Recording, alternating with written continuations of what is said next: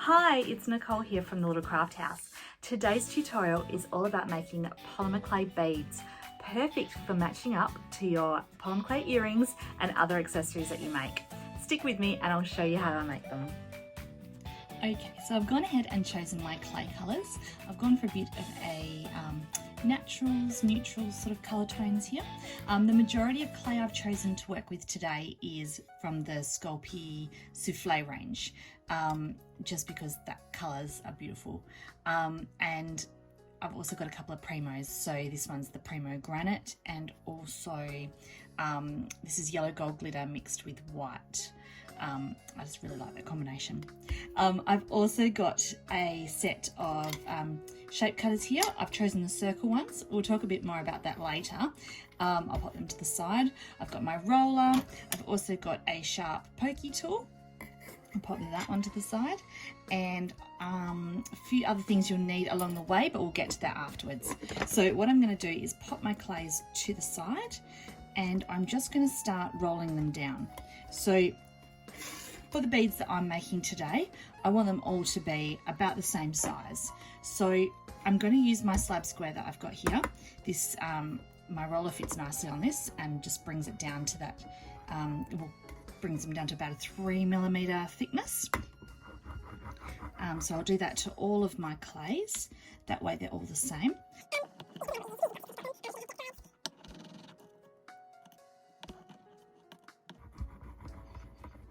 Now, don't worry too much about the backs. If you've got some folded over scrappy bits, that is not going to matter.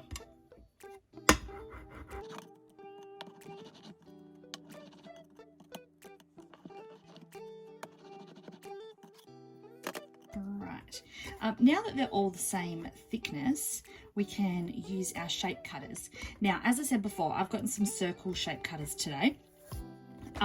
You don't have to use circle, you can just use anything that you've got.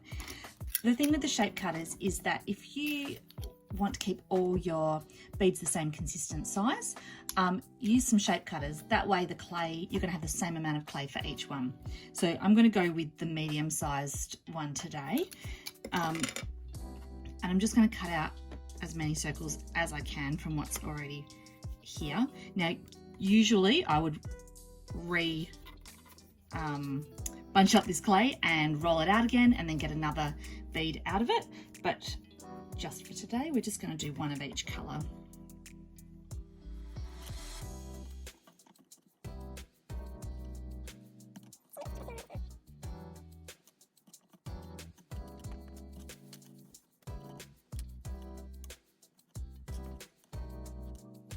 Okay, so now we're going to start forming our beads. So the best way that I like to do this is start by just folding your clay in half,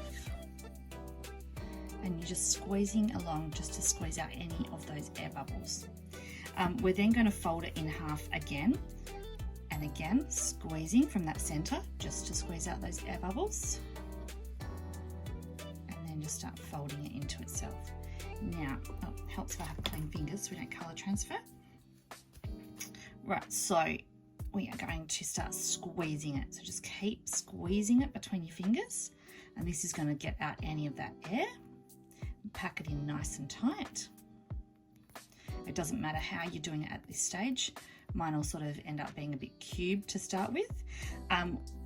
By constantly squeezing and just turning it around in your fingers, you're also going to start, I suppose, ironing out those crease marks that are in it and those join marks. Alright, and then once you think you've got it enough, you put it in your hand, and again, quite firmly, just roll it. I'm just use the top part of my hand here to form the circle.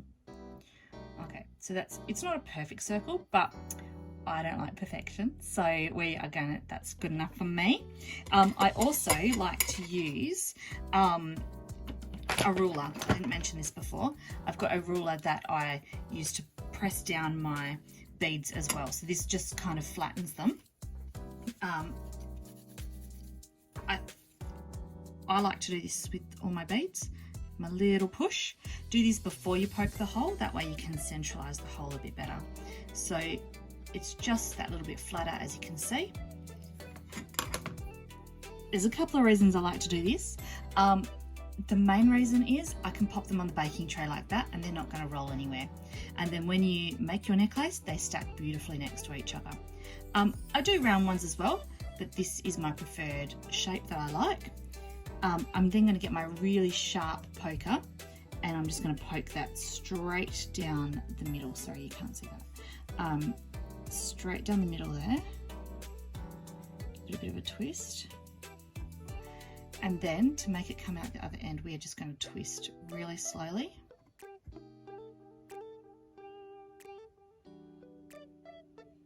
Now this poker is very sharp on the end and it gets thicker all the way up. So I actually want to bring it right up here because I want a nice thick hole, because that's going to make threading my necklace so much easier later. So just keep twisting, whether you twist the bead, whether you twist the poker. There we go. Bring it out, and then I like to just go from the other end as well. And just give it a nice little push again, just to make sure that those holes are nice and flat. So that is bead number 1. All right, maybe I'll try a round one, show you what the round ones are like. So again, we're just going to squeeze it into the center, hold it, push it.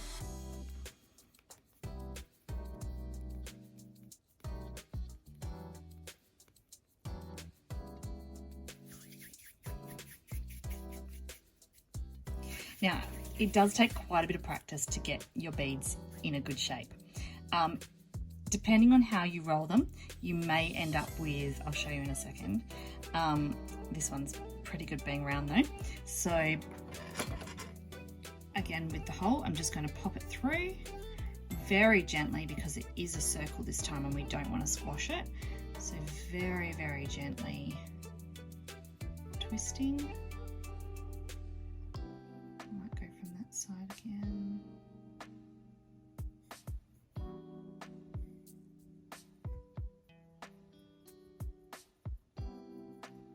Now, if during the baking stage you have issues with cracking, what that generally means is that you do have trapped air inside. If the air is trapped, it's got nowhere to go other than out. So it will come to the surface and will actually crack your bead. So that's why the packing in and making it nice and tight to start with is really important. Okay, so that's a nice round one there. Pop you to the side. Okay, I'll show you what happens. What used to happen to me a lot when I very first started doing beads would actually frustrate me to the point that I just had to stop making beads. Okay, still the same technique to start with. But what would happen is I would roll it in the center of my hand with the center of my hand. And I'll show you what happens.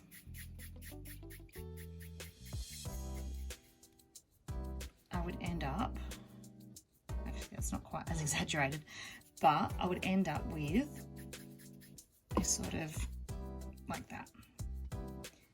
Now, that's cool if you want that sort of a shape, but I was trying for the round and I couldn't get it. So if you end up with that, just try and move it up closer up onto the palm of your hand there. It's a little bit more firm. So you're able to get a circle a lot better than in the center of your hand.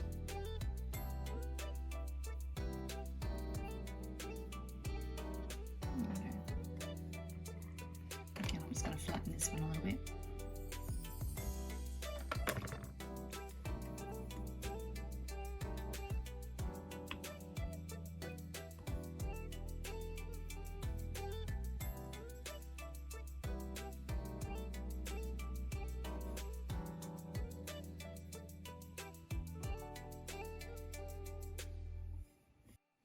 Okay, so you might not want to have just plain beads. So there's a few things we can do to make a bit more of a feature of them. The first one's really easy. All I've got here is a texture tool, so it's got like a ball on the end. You can take your bead and just simply pop some dots in it with that. So depending on the size of the ball you want to use, it will give you different size dots. and this will also come out different depending on, depending on the pressure that you apply as well. So you can have some really deep holes or just some really shallow ones too. So that gives a bumpy texture to your beads. Another thing you can do, you could use a knife and give a bit of a scratching effect to them to create some lines. One of the favourite things I like to do though, I haven't yet popped holes in these ones, but I'm just going to get some scrap clay, so just some white here, and I'm just going to tear off some little bits and pop it onto my bead. I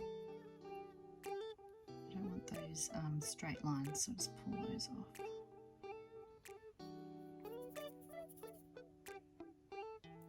This clay has been rolled out really super thin, so it's not too chunky.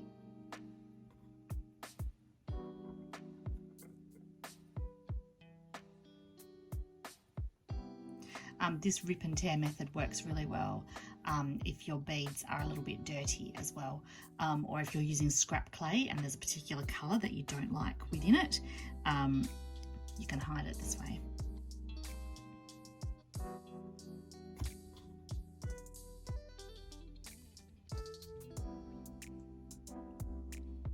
So I've added that white. I'm just going to give it a little tiny bit more there. Give it another quick roll in my hand just to even that out.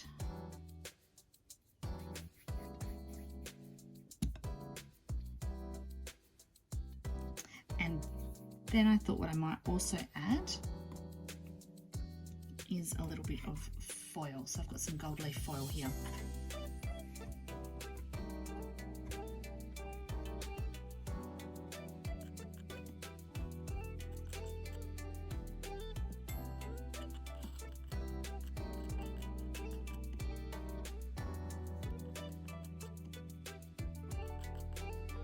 Now, if you do use anything like foils, glitters,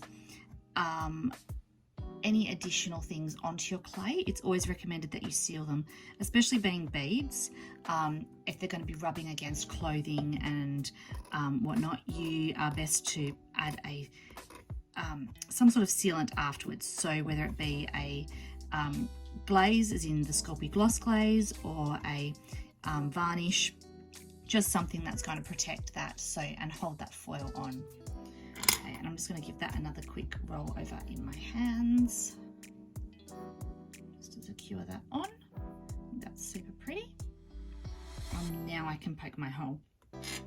Now, just being a little bit strategic as well when I do the hole is just to make sure that the really pretty bits are displayed, rather than poking a hole and then realizing that where the hole is,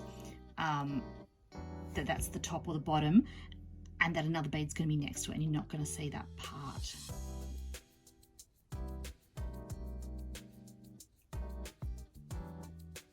Now, also remember that when you're forming your beads, if your clay gets really soft because you're working it in your hands a lot, when you poke the hole, it may distort it.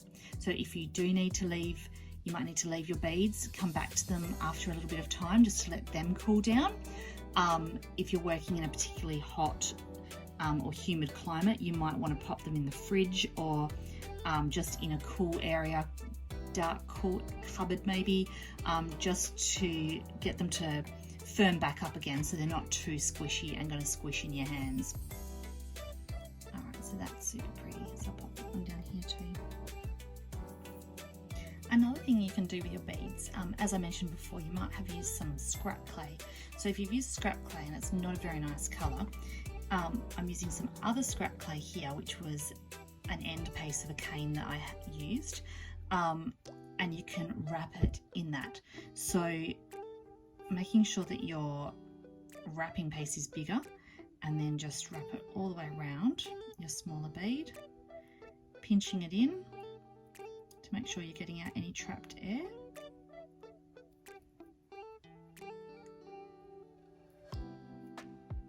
Folding those ends in. And then giving that a little roll as well.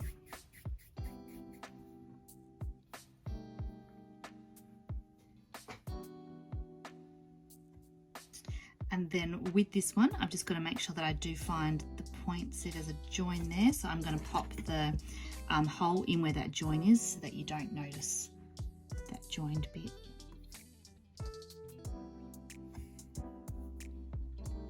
Okay. I've also got some beads here that I made earlier with some just scraps as well.